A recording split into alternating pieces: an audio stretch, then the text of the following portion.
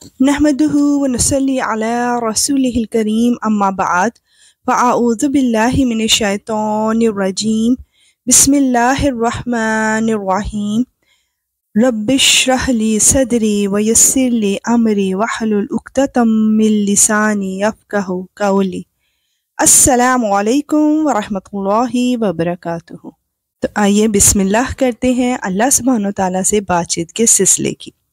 سورہ بنی اسرائیل کی آیت 80 to 81 میں ہجرت اور غالب دین کا آغاز بیان کیا جا رہا ہے۔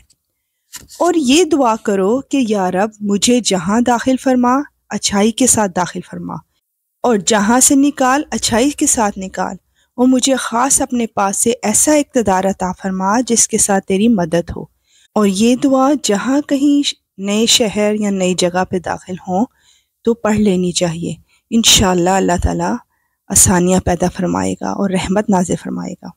اور کہو کہ حق آن پہنچا اور باطل مٹ گیا، اور یقیناً باطل ایسی ہی چیز ہے جو مٹنے والی ہے، بے شک یا رب العالمین ایسا ہی ہے۔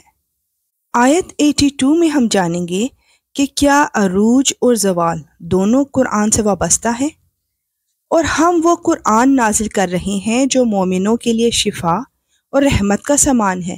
البتہ ظالموں کے حصے میں اس سے نقصان کی سوا کسی اور چیز کا اضافہ نہیں ہوتا۔ سبحان اللہ۔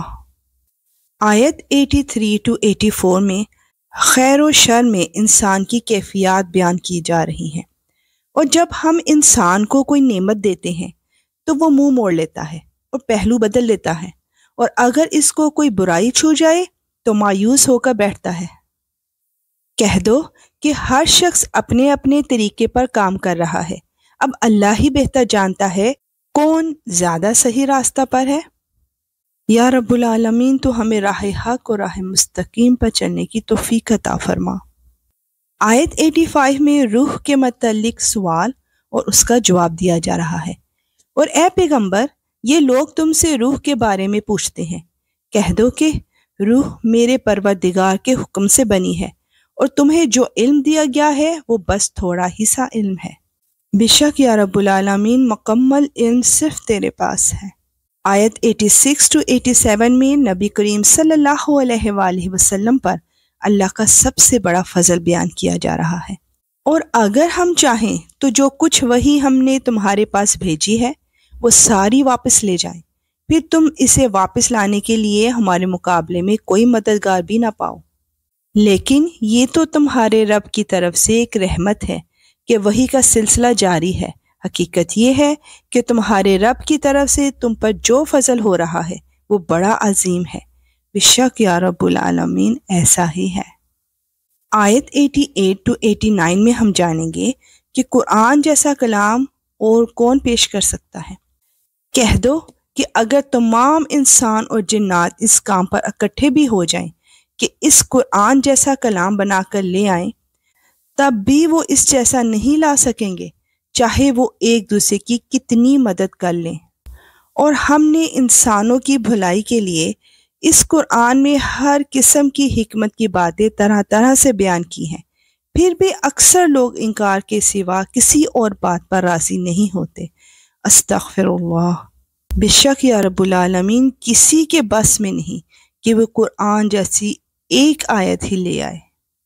آیت 90 to 93 میں فرمائشی معجزات کی فہرست بیان کی جا رہی ہے، اور کہتے ہیں کہ ہم تم پر اس وقت تک ایمان نہیں لائیں گے جب تک تم زمین کو پھاڑ کر ہمارے لیے ایک چشمہ نہ نکال دو، یا پھر تمہارے لیے کھجوروں اور انگوروں کا ایک باغ پیدا ہو جائے اور تم اس کے بیچ بیچ میں زمین کو پھاڑ کر نہریں جاری کر دو، یا جیسے تم دعوے کرتے ہو آسمان کے ٹکڑے ٹکڑے کر کے اسے ہم پر گرا دو، یا پھر اللہ کو اور فرشتوں کو ہمارے آمنے سامنے لے آؤ۔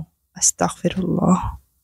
یا پھر تمہارے لیے ایک سونے کا گھر پیدا ہو جائے، یا تم آسمان پر چڑھ جاؤ، اور ہم تمہارے چڑھنے کو بھی اس وقت تک نہیں مانیں گے جب تک تم ہم پر ایسی کتاب نازل نہ کر دو جسے ہم پڑھ سکیں۔ اے پیغمبر، کہہ دو کہ سبحان اللہ، میں تو ایک بشر ہوں جسے پیغمبر بنا کر بھیجا گیا ہے، اس سے زیادہ کچھ نہیں۔ بے شک یا رب العالمین تو ہی وحدہ لا شریک ہے اور تیری سوا کوئی معبود نہیں، اور نبی پاک صلی اللہ علیہ وآلہ وسلم تیرے بندے ہیں۔ الحمدللہ۔ انشاءاللہ ملیں گے نیکسٹ آیات کے ساتھ۔ اب اجازت، وآخر دعوانا ان الحمدللہ رب العالمین۔ سبحانک اللہم وبحمدک، اشہد ان لا الہ الا انت، استغفرک واتوب الیک۔ السلام علیکم ورحمۃ اللہ وبرکاتہ۔